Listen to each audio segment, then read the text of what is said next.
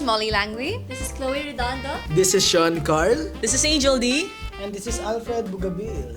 And we are the Clash Final Six.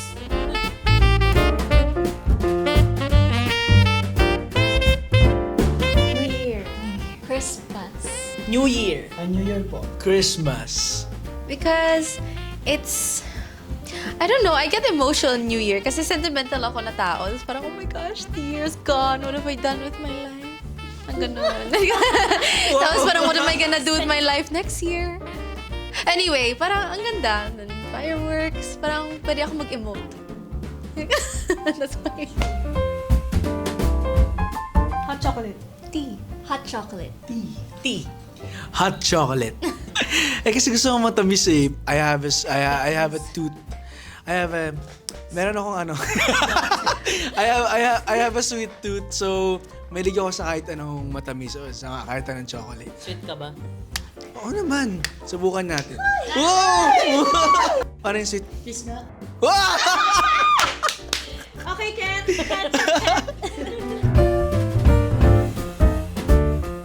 Puto bongbong. Bibingka. Puto bongbong. Bibingka. Siyempre, puto bongbong. Ako, as much as I love Ben and Ben's bibingka, I love puto bongbong. Puto bongbong kasi ang dami mong pwedeng ilagay. May cheese, may sugar. So, it adds up to everything that I want. May emote? Puto bongbong. Tagal ko na kasi hindi nakakatikin ng puto bongbong. So, baka gusto niya guys, mag-donate naman. No! Sponsor pala ito. Ampaw. I'm receiving a gift. Ampaw. Ampaw.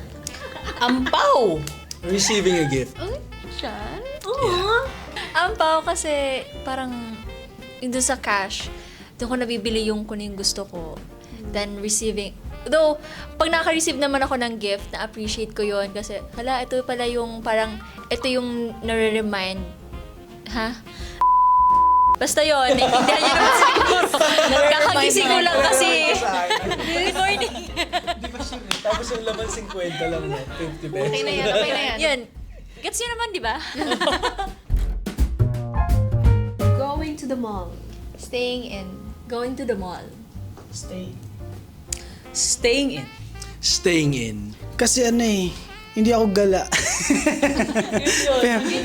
Oo, yun. Hindi ako gala. Tapos ano, pag mga ganyang mga holidays, parang gusto ko na lang na spend yung time ko sa bahay, kung ano yung dapat gawin kaysa sa gumala ng gumala.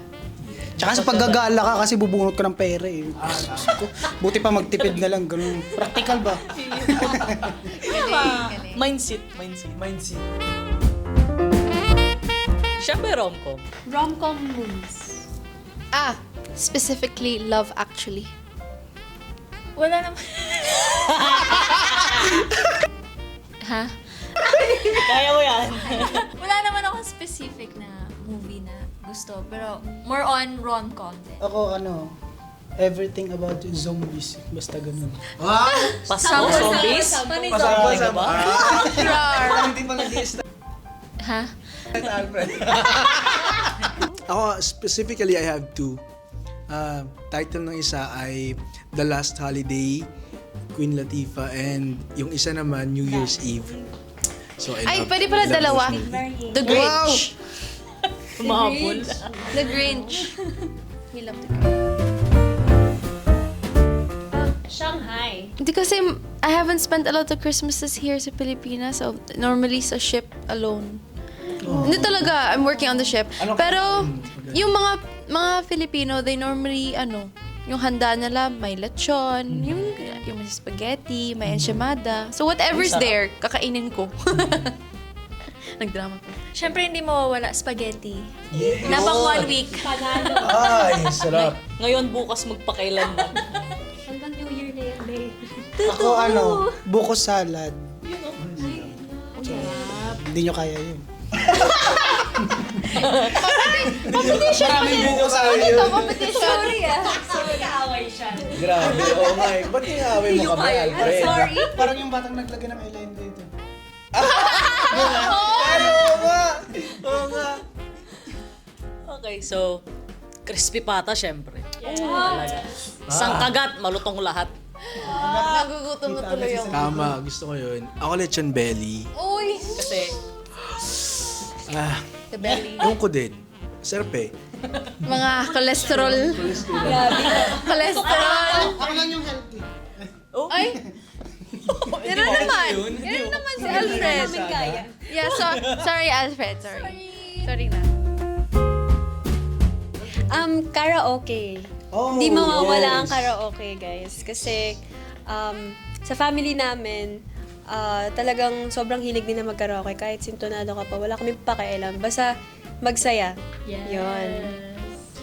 Sa akin naman, as I said earlier, yung receiving gifts. So, sa family namin, I think it's more of an English tradition, yung stocking. So, you get like a really, really big stocking and you leave it by the fireplace. Kasi Santa Claus is supposed to put stuff there, right? So, yun yung favorite ko. Not so much the gifts, it's more the stocking kasi ang daming random stuff doon. That's my most favorite part. Ako naman yung family reunion.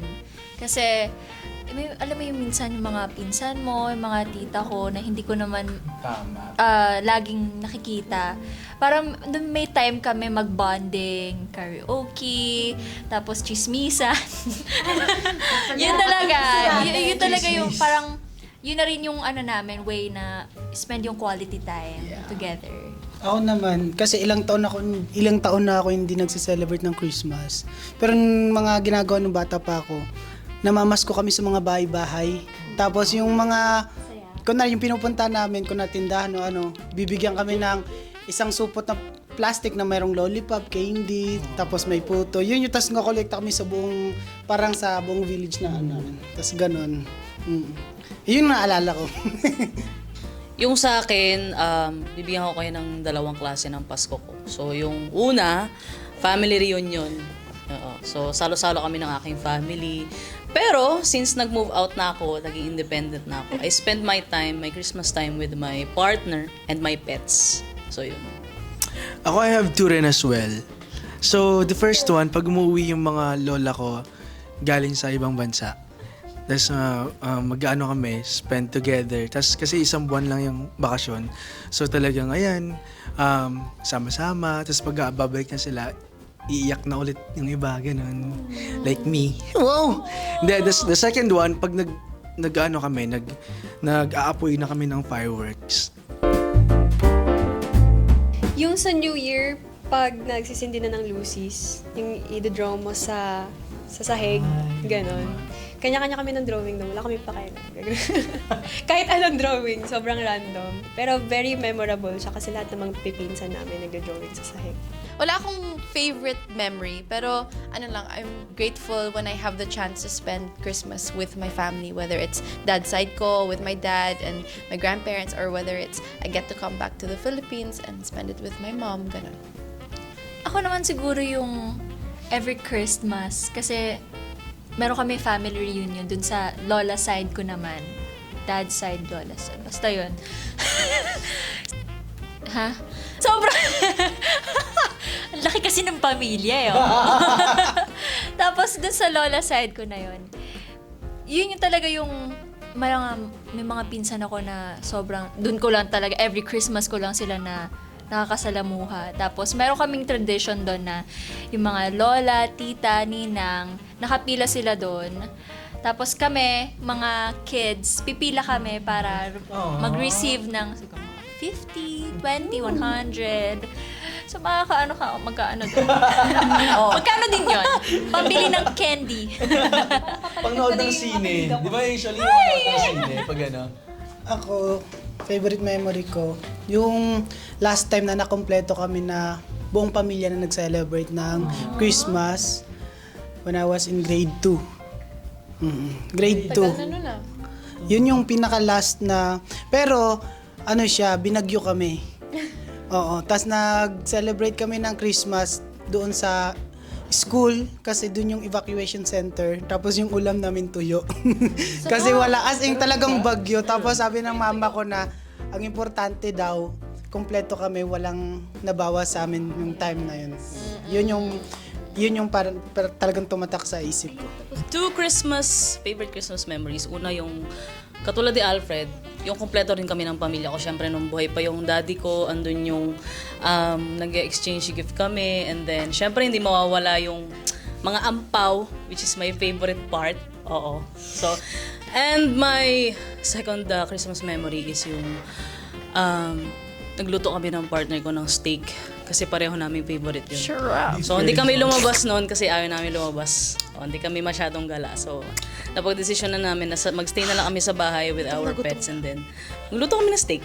Yun lang. Yaman! Sa akin naman, hindi ko natutumbasan yung dalawa ni Angel, isa na lang. So, yung sa akin, every Christmas or New Year, naglalagay kami ng tent. Tapos, meron kaming program palagi. So, ayan, masaya, ganun. Tapos may mga games and everything. Tapos, may mga prizes din. Tapos may mga bingo. Yeah, so, it's very nice. Thank you for watching! Merry Christmas!